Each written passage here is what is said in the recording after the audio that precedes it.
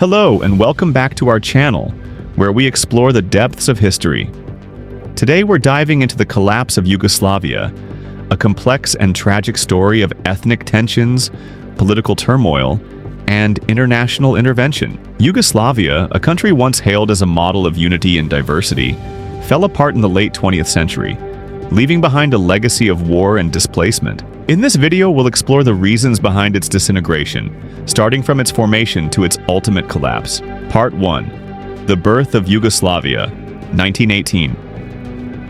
To understand Yugoslavia's fall, we must first understand its origins. Yugoslavia, meaning Land of the South Slavs, was born in 1918 after the collapse of the Austro-Hungarian Empire at the end of World War I. It united several ethnic groups including Serbs, Croats, Slovens, Bosniaks, Montenegrins, and Macedonians under one kingdom, the Kingdom of Serbs, Croats, and Slovens. However, from the start, tensions brewed. The Serbs, who dominated the monarchy, wanted a centralized government, while Croats and Slovenes preferred a federal structure. These disagreements laid the foundation for the conflicts that would plague the region for decades. Part 2. World War II and Tito's Yugoslavia. World War II devastated Yugoslavia, exacerbating ethnic divisions. The Axis powers invaded in 1941, and the country splintered into warring factions. Notably, the Ustaše regime in Croatia, allied with the Nazis, committed atrocities against Serbs, Jews, and Roma. Meanwhile, the communist-led partisans under Josip Broz Tito resisted the Axis forces and emerged victorious in 1945. Tito established the Socialist Federal Republic of Yugoslavia, SFRY, in 1946. His vision was to create a multi-ethnic socialist state.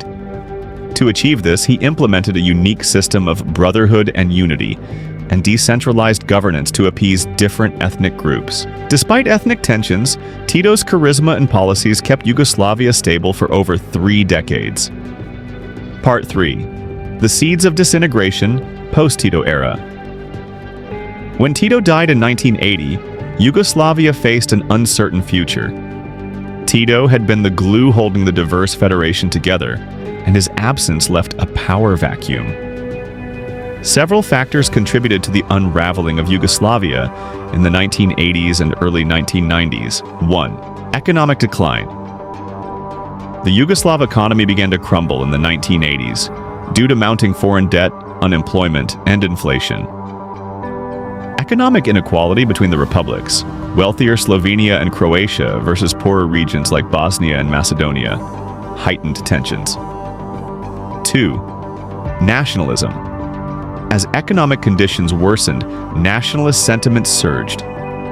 Leaders in each republic began to prioritize their ethnic group's interests over the unity of Yugoslavia. 3. Weak federal leadership. After Tito, the rotating presidency system failed to provide strong leadership. This allowed opportunistic leaders to exploit ethnic divides for political gain. Part 4. The rise of Milosevic and ethnic tensions. In the late 1980s, Slobodan Milosevic rose to power in Serbia. Milosevic championed Serbian nationalism, claiming to protect Serbs in all republics. His policies, however, alienated other ethnic groups and republics. In 1991, Slovenia and Croatia declared independence, triggering violent conflicts. The Yugoslav People's Army, JNA, dominated by Serbs, intervened, leading to the 10-day war in Slovenia and a brutal conflict in Croatia. Part 5. The Bosnian War, 1992 to 1995. Bosnia and Herzegovina, a multi-ethnic republic, was the next to declare independence in 1992. This sparked one of the most devastating conflicts in the region. The war in Bosnia involved 3 main factions: Bosniaks, Croats, and Serbs. Ethnic cleansing, including the Srebrenica massacre in 1995, shocked the world. The international community initially hesitated to intervene, but NATO eventually launched airstrikes against Serbian forces. The war ended with the Dayton Agreement in 1995, which created a fragile peace by dividing Bosnia into two entities, the Federation of Bosnia and Herzegovina and the Republika Srpska. Part 6. Kosovo and the Final Blow. Kosovo, an autonomous province in Serbia, was another flashpoint. The Albanian majority in Kosovo demanded independence, leading to violent clashes in the late 1990s.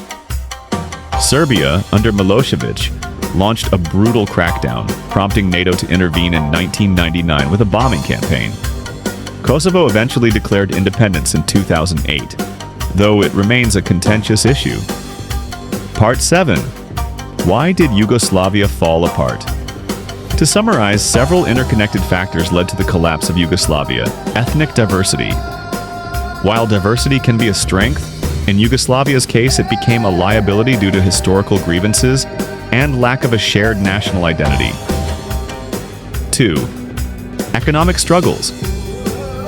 Economic inequality and the decline of the socialist system created resentment and competition among the republics.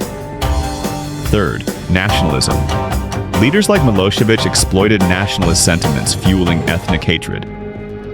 4. Weak institutions. Tito's centralized leadership masked underlying divisions. After his death, the lack of strong institutions made it difficult to manage conflicts. 5th, international factors.